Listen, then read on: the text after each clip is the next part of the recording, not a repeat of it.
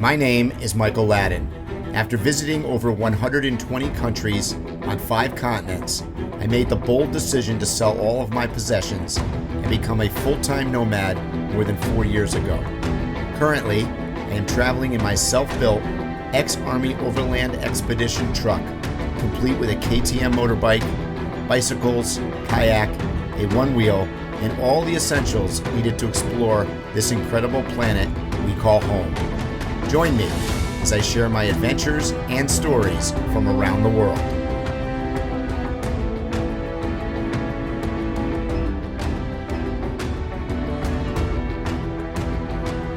All right, guys, this week's episode is going to be a little different than normal. We are on a road trip heading from New Mexico to Colorado to do some trails.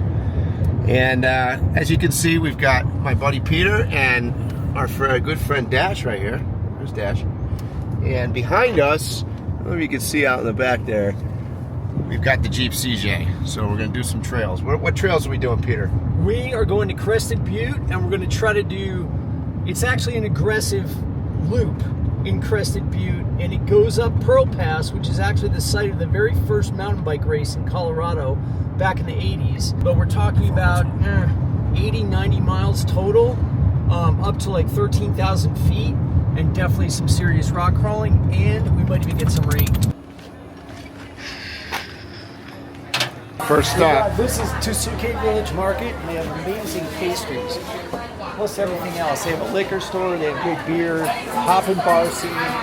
I'll get one of everybody at one of these. And I'll get a cheese Danish.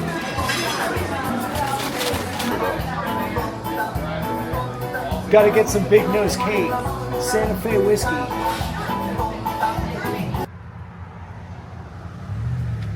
Second stop. Got a little rain going on. All right, guys, we have made it to Colorado, and we are, not surprisingly, maybe if you know me well enough, we're at a KOA. We've had a couple change of plans, but we're running with it. That's what you do. A little bit of weather, a little bit of variety of little issues. So we decided to just take it a chill. And look at this. I'm about to set up my Baja Divide tent underneath like an A-frame. So that's pretty cool. And we're going to take the Jeep and unload it and head into town for some dinner tonight. We weren't really planning on doing the trails today anyway, so this will make it a little easier. We'll head out in the morning and hit some trails, and you guys are going to follow along with us. Okay, pulling off the trailer in Gunnison. Here we go. Coming down the trailer. The adventure begins.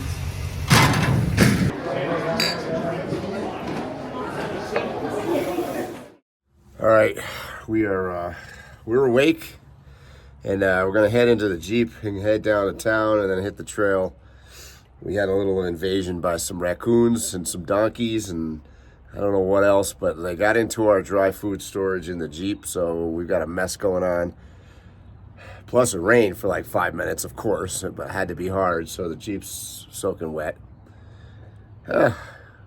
All part of the game. Right here, and the raccoon was just staring me in the face. And it was dark, and I was like, ah! And we had these great pastries from Schofield Village Market, which he ate all of them. All of them. Every last one. Every last one. Look at this bag he got in. So this is the bag he got into.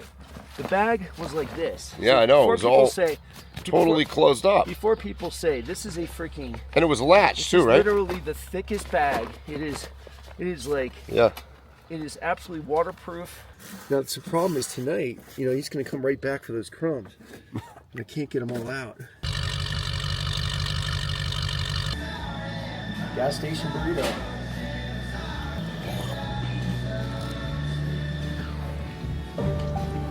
All right, we've just entered Pearl Pass Trail. We've already got to some nice looking water here. It's beautiful.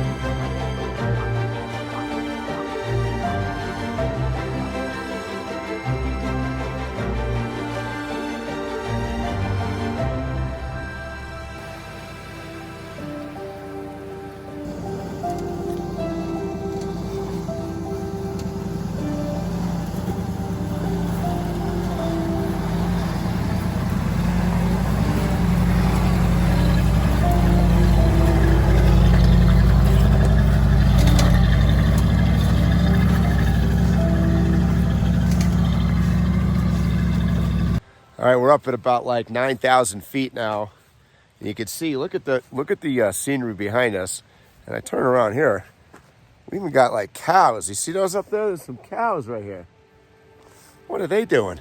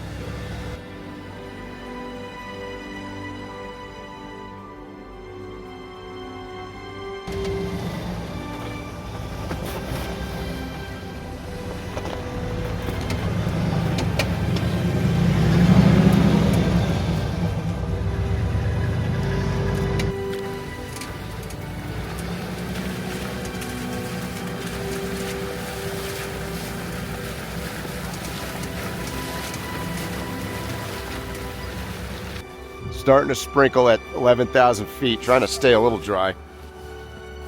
Although this truck is not really the prime vehicle for staying dry. So now what it needs is, what happens is this, the tongue gets bent. It doesn't want to go in.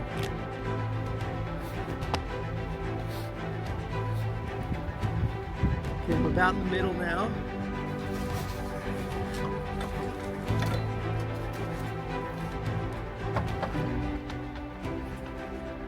I want to give a huge shout out to my Patreon supporters. And did you know you can join for as low as $5 a month for exclusive behind the scenes Drive the Globe content?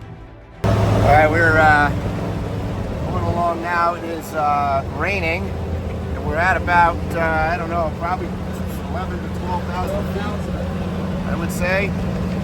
It's a stunning trail, I gotta tell you. Right? Beautiful. It's amazing. Yeah, this trail is like, it's top rated, I think, as far as the actual scenery. Plus it has just enough spice that it really keeps you on your game. I mean, we've definitely been in situations where we needed at least a rear locker. But I can't, like, a stock vehicle could make this, but they're gonna have to work, for sure.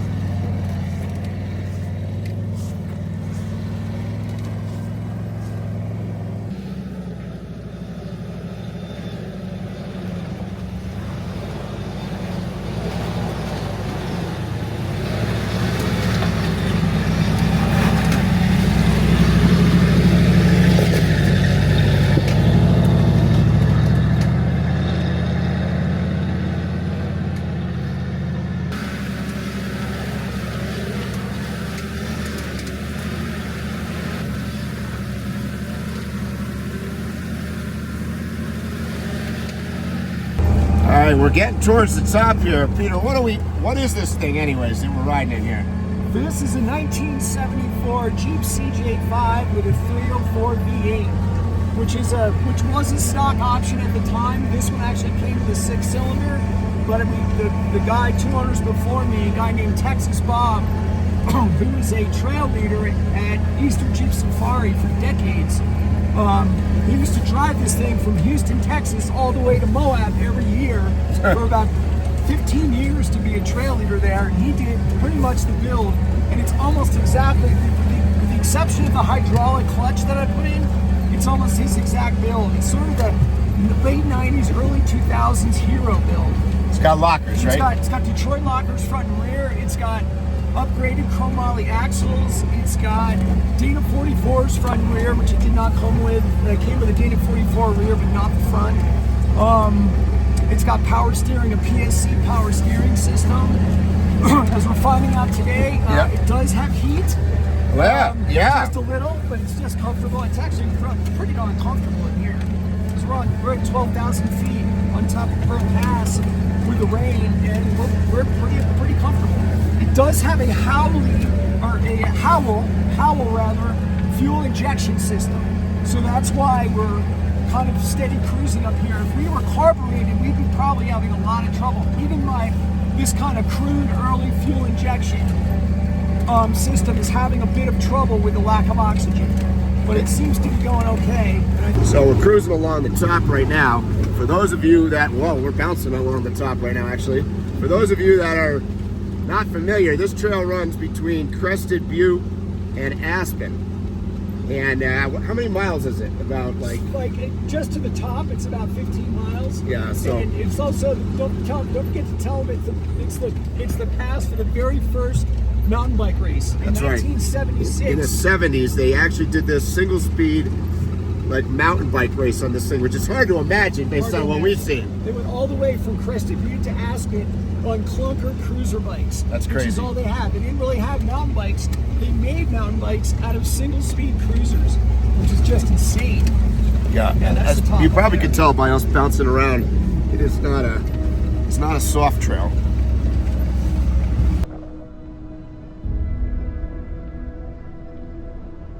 All right, well, if you look down at my legs right here, it is now snowing. Oh, yes.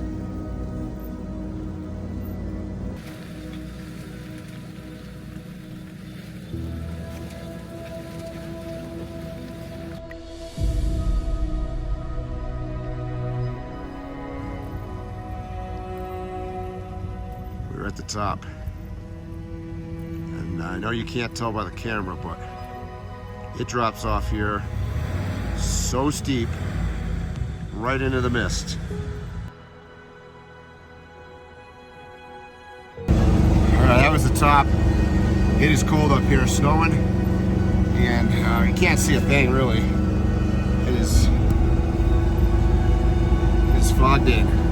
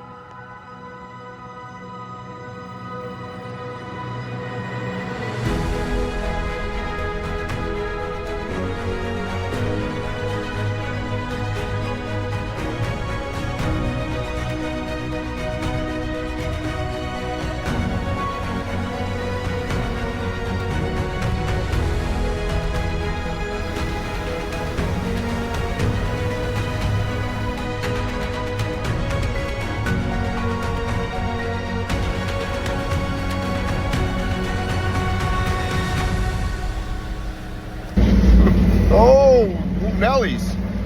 That was a pucker.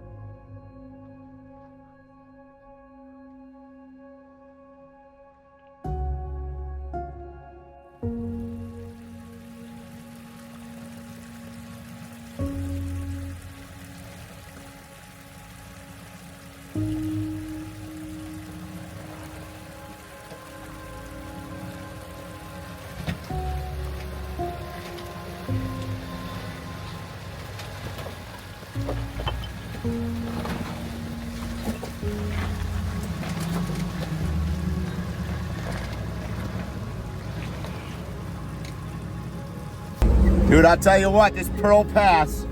It is all there.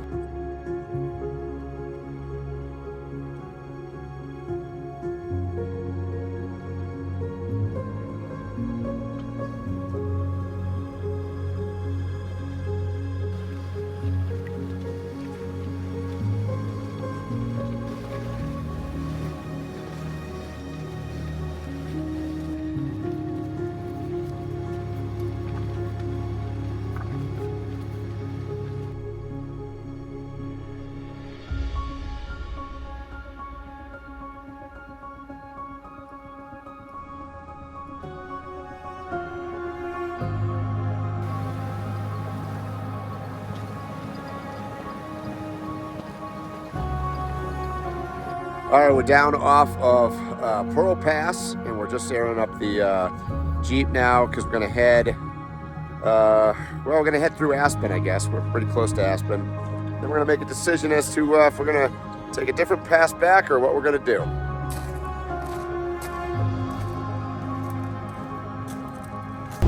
All right, we are rolling into Marble right now. We just left. Peter, what do we leave with our massive Mocha The Fest? Mochas, we just left the incredible Redstone store, Redstone Country Store in Redstone, Colorado, which is just south of Carbondale. Yep. Must visit place. Yeah, with 300 pounds of chocolate in my Mocha here. She was a little heavy on the Ghirardelli chocolate. A little heavy. Anyways, we're in Marble lips. now, and then we're have gonna hit. chocolate lips. What's that? We No, have chocolate lips. can't even feel our lips anymore. Okay, so now we're gonna hit the trailhead here, and what's the name of this one? Schofield. Schofield. And the Devil's Punchbowl. Yeah, one of the tougher And trails, Crystal Mill. famous trails here in Colorado. And we're making our way. We're trying to make our way back home towards Gunnison, so that's what's Crystal happening. Mill is the most photographed mill in the entire world. There you go. And how many times has it rained today? I can't even count anymore. I cannot count. So back a little ways here, he's like, let's take the roof off. I go, nope, vetoing. Not taking the roof off. Good move. It's raining again. There we go. If you've never been here, we're just driving by Slow Groovin' Barbecue. So good. Killer. We're not going to make it this time. We're not making it this time, but that is a must stop here if you come through Marble, Colorado. All right, we're on the Schofield Pass I'm dumping this. road, and we are going to air down now.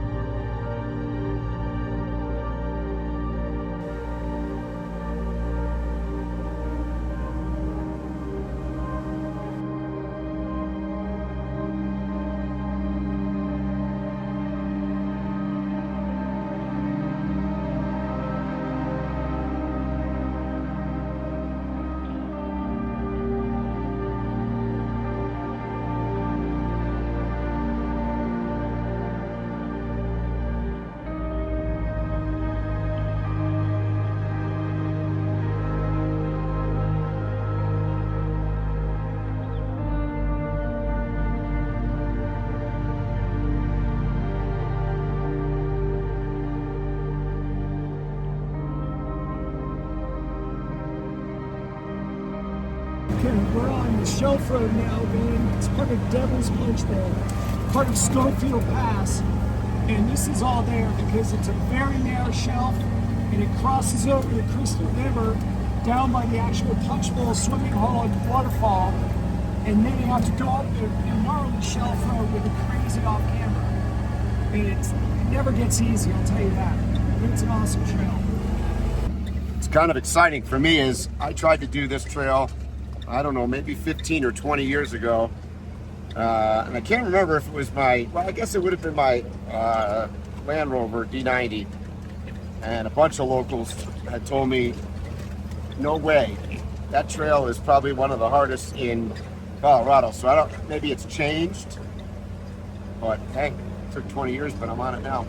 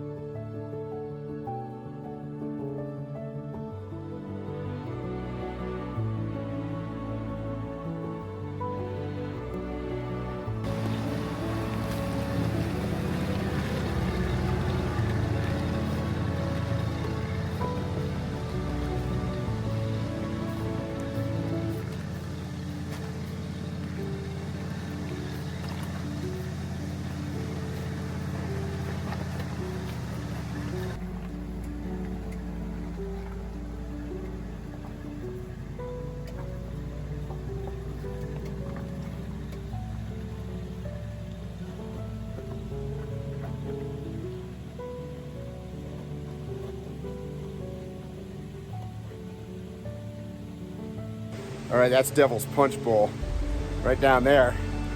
And in case you haven't figured out, I was opting for doing the film and not being in the vehicle for this section right here. Oof.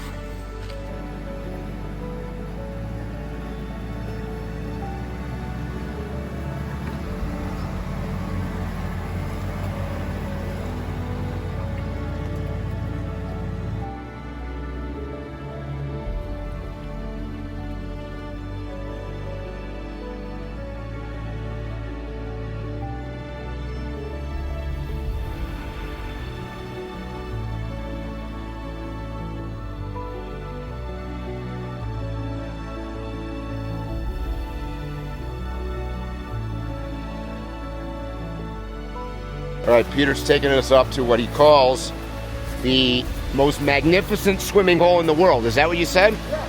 All right, here we go. Not to mention caves. And we're taking, I'm not going in that In cave. case you get stuck out here, this is where you want to be. Yeah, but I highly suggest we don't go in there right now. Oh boy. Yeah, that's a mine. Probably, Just view it. Just hold the camera out. kind of looks like a copper mine. Just hold the camera. All right, we're going in here. Hopefully there's no bears. Oh yeah, look, metal spike. That is a mine shaft right there, guys. Wow. All right, coming back this way.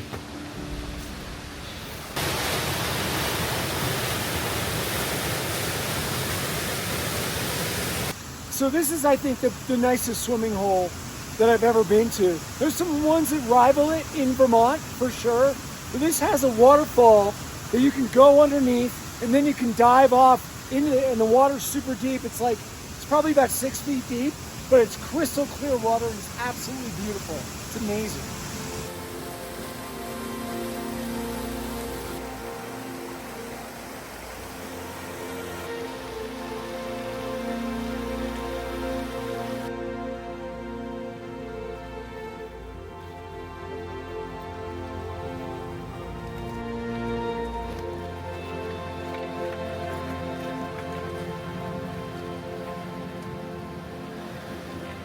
All right, we're coming through the very remote, I don't even want to call it a village of Schofield. It's a group of cabins. And hoping it's getting really dark out, which is weird because it's only 6 o'clock. So, and the road has improved a little bit, so we're back in high range. And we're making our way back down towards Crested Butte and then Gunnison.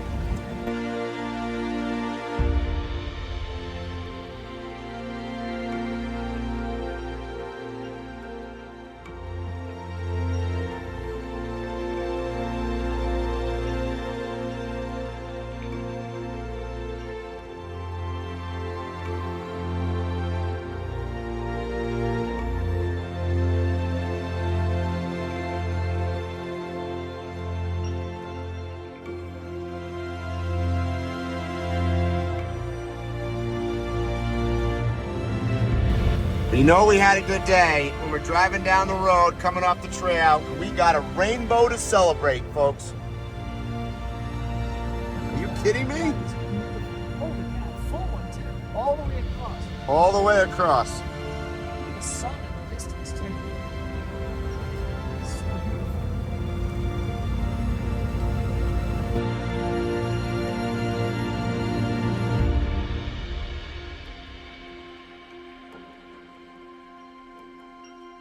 All right, we did it.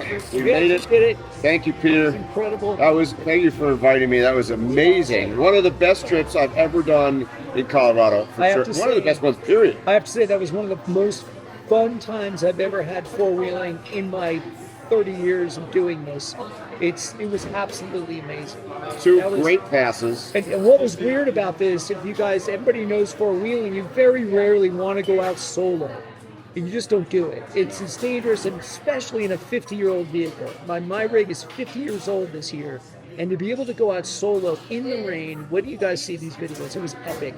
On level 6s, over high passes at 12,000 feet, it was all there. I mean, just worrying about keeping the vehicle running was a major anxiety factor the entire day with having nobody else with us. Okay, and to sum it up, we had snow, we had rain, we had rainbows, we had moose, we had, what else? We had literally, you added to the checklist, we checked it off today. It was incredible, including a wonderful stop at the Redstone Village store, which reminds both of us of New England, which was just That's awesome. true. And now we are at High Alpine Brewery in Gunnison. So a Western IPA and an Eastern IPA, which we always do. And then we're going to have some pizza, and I will catch you guys in the next video. So thanks for watching.